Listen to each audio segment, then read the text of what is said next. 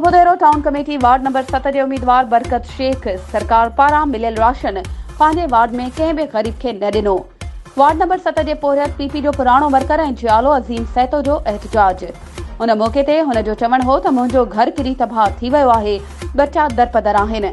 जेको ration, tent, मच्छरदानियूं ऐं ॿियो सामान वार्ड नंबर 7 जे उम्मीदवार बरकत शेख खे मिलियो, उन मां वार्ड जे कंहिं बि हिक मुतासिर खे कुझु बि नाहे मिलियो।